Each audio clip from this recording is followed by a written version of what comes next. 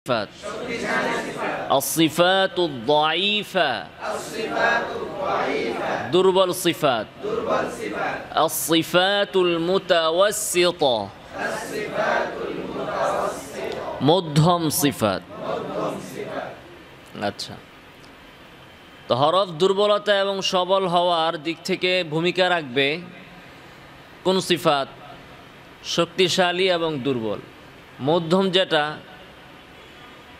এগুলো কোনো ভূমিকা রাখবে না, এইদিকেও না ওদিকেও না, তাহলে এর দ্বারা কিছুই হবে না। প্রভাব সৃষ্টি হবে হয়তোবা শক্তিশালীর দ্বারা অথবা দুর্বল সিফাতের দ্বারা।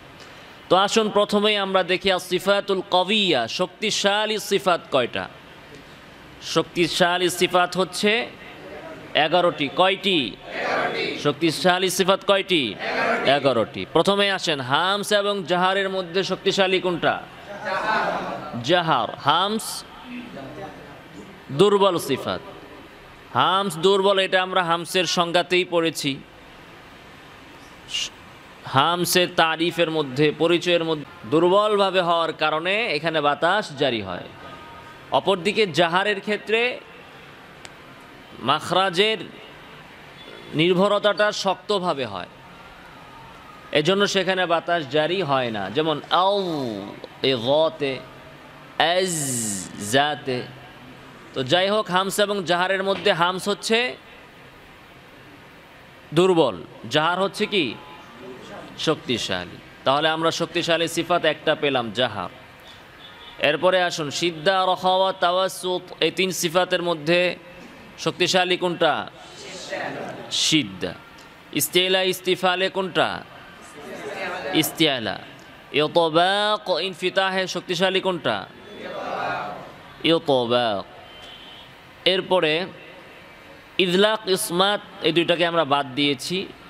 ওই দুইটা বাদ দিয়ে গায়র মুতাদাদ্দার মধ্যে লিন ছাড়া আর বাকি সবগুলোই কি শক্তিশালী। লিন ছাড়া সিফাত গায়রে মুতাদাদ্দা যে 7টা আছে বা গুন্না সহ ধরলে 8টা আছে, এগুলোর মধ্যে শুধু লিন বাদ দিয়ে বাকি সবগুলোই কি কবি। তাহলে সফির কবি,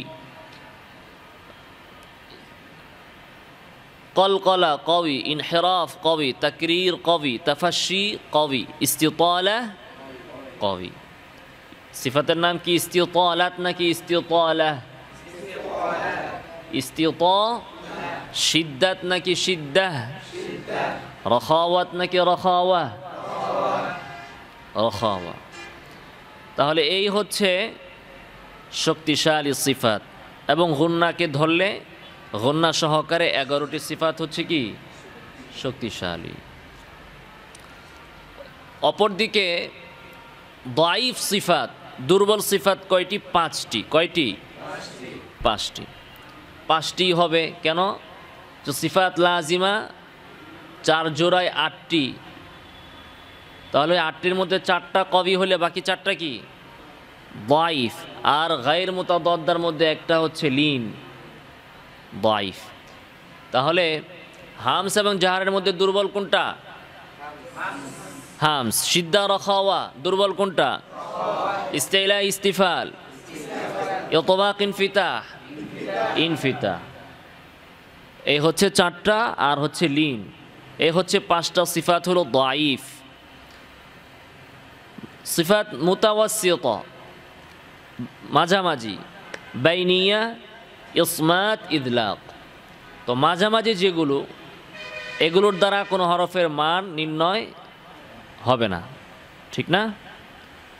হরফের মান নির্ণয় হবে কবি এবং দাইফ সিফাতের মাধ্যমে। কারো কারো মতে শক্তিশালী এবং দুর্বলতার দিক থেকে সিফাতসমূহ 2 প্রকার।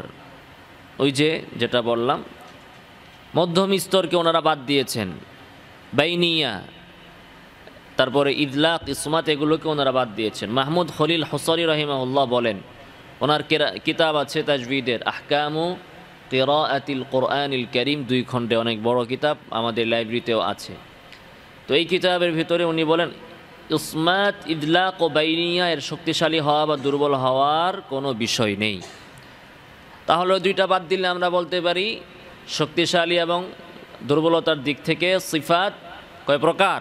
দুই প্রকার, কবি এবং দাইফ। কবি এবং দাইফ। কবি হচ্ছে 11টা, দাইফ হচ্ছে 5টা।